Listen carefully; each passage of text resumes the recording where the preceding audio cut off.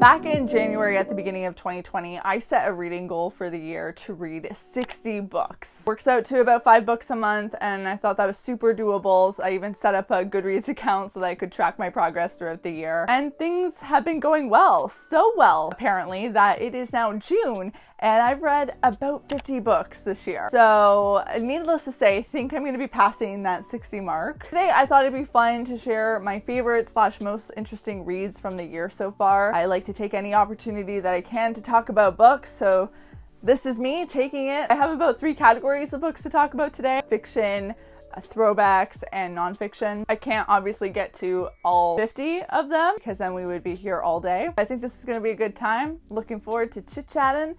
Let's just get started. If you were to look through my Goodreads account, you would notice that I read a lot of romance novels. I'm a huge sucker for a good meet cute. I love me a steamy session. I get hard-eyed over, the happily ever after ending. I usually like to read fiction right before bed, so I prefer things that are lighter, they're easier to get through, and you usually find that with romance. It's the reason I just attack them.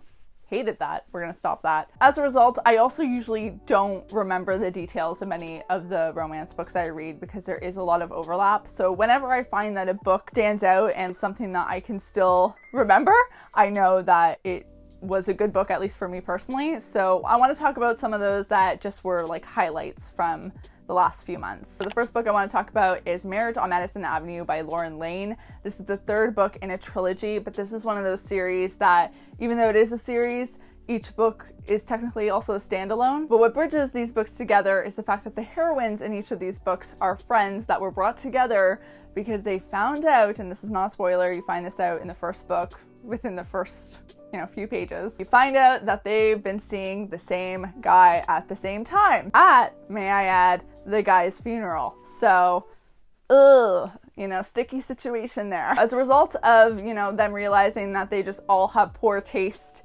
in man, I guess in this case, but men in general, they're gonna work together to make sure that they don't make those romantic mistakes again, and each book follows each one of their journey. The books are set in New York, which is always a huge plus for me. They're not too long either, so I feel like they're pretty quick to get through. I just think it's a cute series, and I love that friendship element in addition to the romantic storylines. I love that is the heart of this series. So it will be linked below, as well as links to all of the books I mentioned in today's video. Go feast your eyeballs down in that description box. Beach Read by Emily Henry really is a great beach read, if I do say so myself. The story revolves around January and Augustus, 2 authors who write in very opposite genres. They went to college together, and then years pass and they reconnect during a time when they're kind of both in these creative slumps. So to get themselves out of that, they challenge each other to write a complete novel in the opposite person's genre. Quite the challenge for both of them, and it involves them also taking each other on little writing workshops, showing them their research process. And obviously throughout this, they start connecting more and more. Both January and Augustus are working through their own demons as well throughout all this, so you get some depth there through that. And in general, I just thought it was really cool to read a story about authors. As a reader, I just think naturally authors are just fascinating. Love Lettering by Kate Claiborne is a book that I saw on one of my many visits to Indigo, and I was just kind of roped in, captivated by this cover. I noticed some New York happening. The title Love Lettering seemed intriguing, so when I read the synopsis, I was very excited to see that the main character, Meg, actually operates in the stationery space because she does calligraphy work for a living. The story kicks off with one of Meg's old clients, Reed, confronting Meg because he discovers in his wedding invites a secret message that kind of predicted that his marriage wouldn't work out, and his wedding didn't end up happening, so he gets curious how she even knew, how she could ever predict that his marriage wouldn't be a success. At that point, they start a friendship and end up throughout the course of the book going on these little adventures, kind of like in Beach Read, but they're going throughout the city looking for different signs so that Meg can get font inspiration for a project that she's working on. I think another reason why I really like this book too was because there was a big emphasis put on the lettering aspect. There were a few moments where it was very descriptive about what Meg was doing and her work, and as someone who operates in the stationary space, that to me was something that like I just really related to. It was cool to see that same passion reflected in a character. There's even a part where Meg specifically talks about micron pens, and if you've watched any of my bullet journaling videos, you know I love micron pens. I feel like Meg and I would have a lot to talk about if she were a real person. Alas, the shame of fiction. I think I had read like the first little bit of this too, or some scenes from this in another video. Can't for the life of me remember which video that is. Fun fact, because this book is also set in New York, I was actually supposed to go to New York for the first time ever in May. But then obviously with all this COVID stuff happening, that got canceled, understandably. But I seriously at some point need to get myself to New York just to have that experience. Feel like with all the books that I've read based in New York, like it just needs to happen.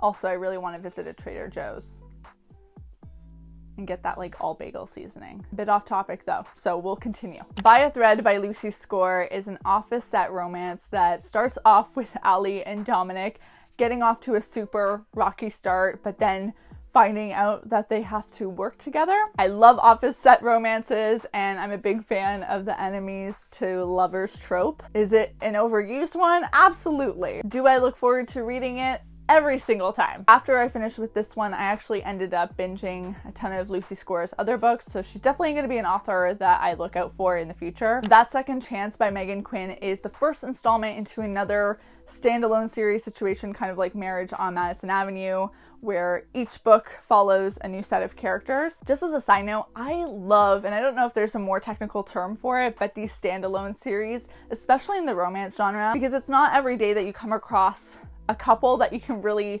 stretch out to 2-3+ books. But when you have these series that are all set in the same world, and oftentimes there's a connection between the different characters, either they're family members or they're friends, it allows you more time to immerse yourself in a new world setting, but each book feels fresh and kind of keeps you intrigued because these are new people that you're getting perspectives on. And it's great too because as you go through the series, previous couples like pop in or are part of the storyline, so you still get to see them, but they're not the main focus, but you get to see what they're up to.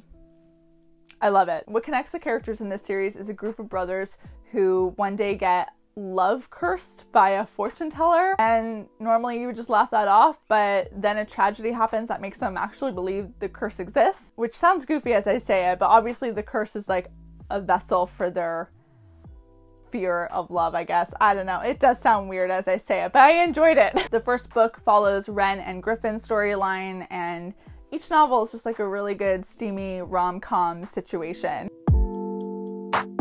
We're making our way to the throwbacks portion of the video, which is the term that I'm using to describe the books that I am continuing to read that I also read in high school. They are also fiction novels, the first one being Imagine Me by Tahara Mafi, final and 6th installment in the Shatter Me series. It's hard to talk about details about this book without giving out major spoilers, but the first book, Shatter Me, and the whole series revolves around this main character, Juliet, who, when she touches people, they die. As you can imagine, problems do arise because of that. Definitely a standout series for me though, so it's kind of sad that it's over. The second and final throwback is Chain of Gold by Cassandra Clare. Chain of Gold is the start to a new series, but it's all in the Shadowhunter world that has 14, I don't know, like I'm almost at 15 books here that I'm counting. I'm probably missing something.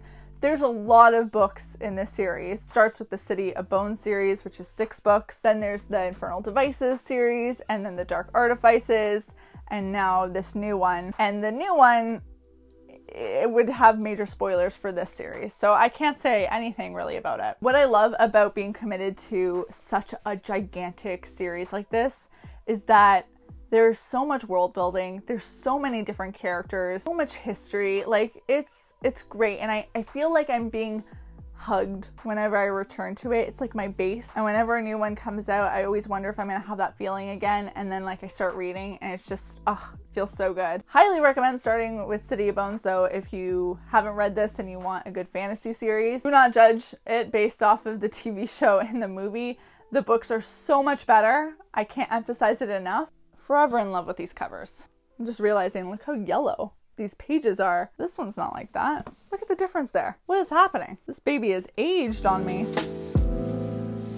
I'm a big fan of nonfiction, and I went into this year wanting to read a larger percentage of nonfiction in comparison to the fiction that I'm reading. That hasn't been the case because 2020 has just become, well, what has it become really? I wasn't really in the mood to read about like real life, you know? I just kind of wanted to escape 2020. So that's also another reason why fiction has just been what I've been gravitating towards. But the nonfiction that I have read has been really good, and there's some that I'm just pumped to share with you. Definitely going to make a point though of amping up the nonfiction in the second half of the year. First nonfiction we're going to talk about is Atomic Habits by James Clear. I talked about this more on Instagram and I think in a Plan With Me video, but in May I hit a real slump, and it started off as a creative slump and then kind of morphed into like a work personal slump. Energy levels were low and I was kind of being short with my family, so I didn't like that.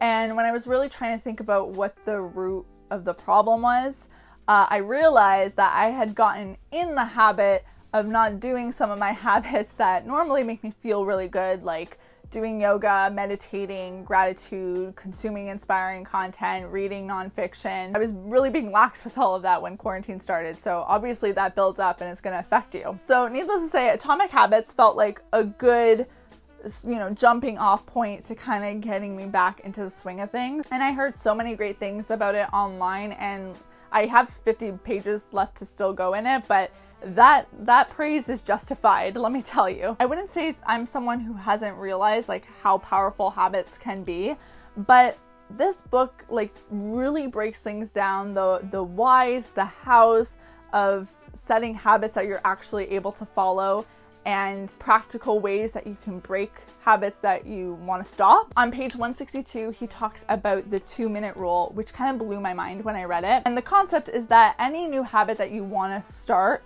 should be able to be scaled down into something you're able to do in 2 minutes. Some of the examples he gives is if you want to read before bed each night, it becomes read 1 page. Do 30 minutes of yoga becomes take out my yoga mat. Study for class becomes open my notes. Fold the laundry becomes fold 1 pair of socks. Why would you waste time on developing such a small step? Well, the idea is that you have to standardize before you optimize. So if you take the reading 1 page a night example, reading 1 page a night is a lot less intimidating than reading for 20 minutes or an hour before bed. But if you start reading 1 page a night consistently, you can build on that, and it'll be easier to build because you've gotten into the habit of just showing up. So I kind of took this principle to help me start getting back into working out. Instead of 2 minutes, I made it 10 minutes. Right when I wake up, I now get on my workout clothes and do a 10-minute HIIT session. And it's been working really well because dedicating 10 minutes to working out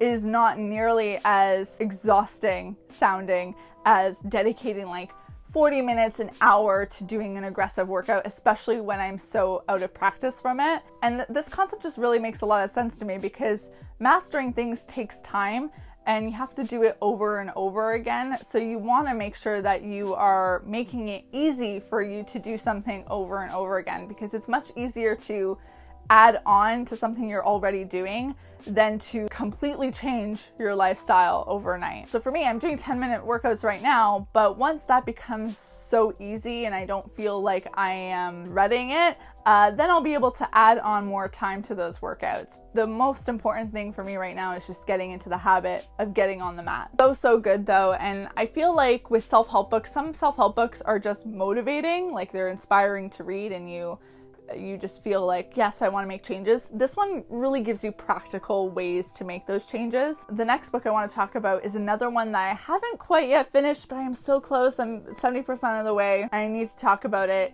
It is Me and White Supremacy, Combat Racism, Change the World, and Become a Good Ancestor by Layla F. Saad. I picked this book up because during the time, immediately after George Floyd's death, there was a lot of conversation happening online about the realities of racism that still exists in 2020, and there was a lot of talk about allyship and what it really means to be anti-racist. And I realized at that point, as I was consuming more and more content, that I was not as educated as I should be on these issues. So for me, a good source of education has always been books. I look to books to learn about a lot of things. I am glad that I started off with this one because it was one that I saw circulating online as a big recommendation for like an intro. And this book focuses on the issue of white supremacy, and each chapter revolves around a new issue and keyword that educates you.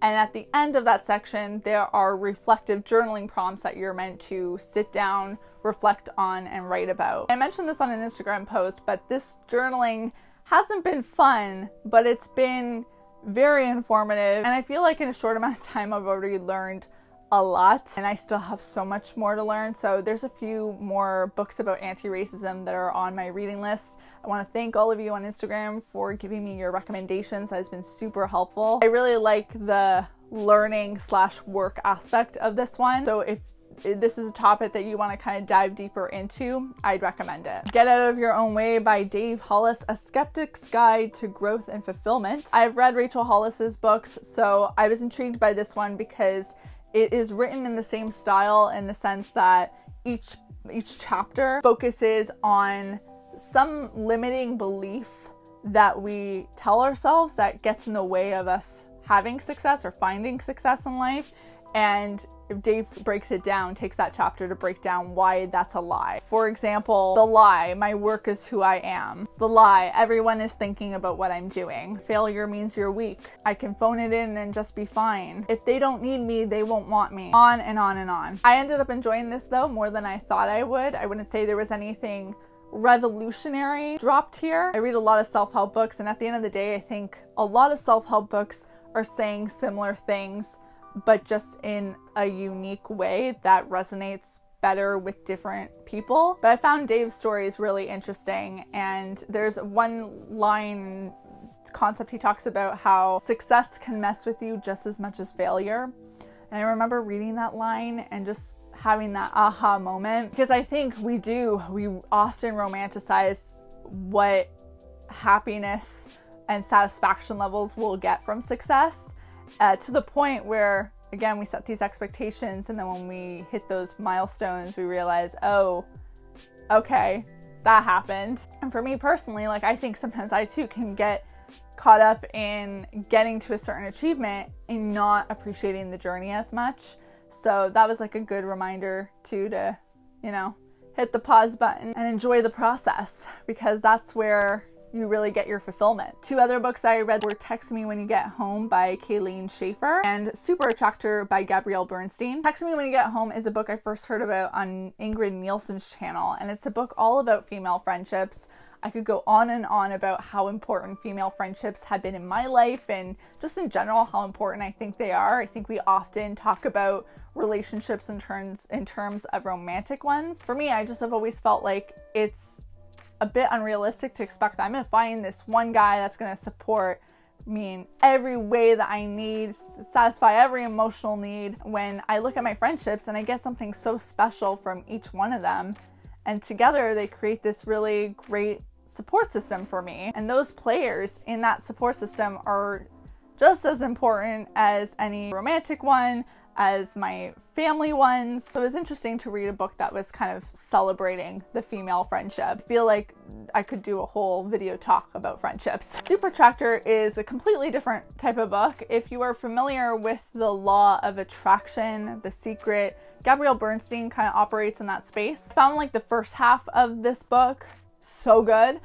There's something called the Choose Again method that she shares as a way of retraining your thoughts from going negative to something more positive. And that 3-step method is something I have been actively experimenting with ever since reading that book. And it's been really great, but I feel like the second half or the last third of this book gets really high level. So if this is the first book that you're reading about manifestation and the universe, like, it might be too much to start off with. I highlighted a lot though in this, so I'll definitely be revisiting it. I feel like in general with nonfiction, I always want to go back and revisit things, so I am not afraid to use a highlighter whether it's a physical one or a digital one, depending on which method of book I'm reading, physical or ebook. It's really important for me to do that highlighting and annotating, or else I forget everything. And when I go back, it's harder to find the key concepts that I really wanted to revisit. I talked about a lot of books today, so I think I'm going to leave it at that. If you want to follow along with the rest of my 2020 reading,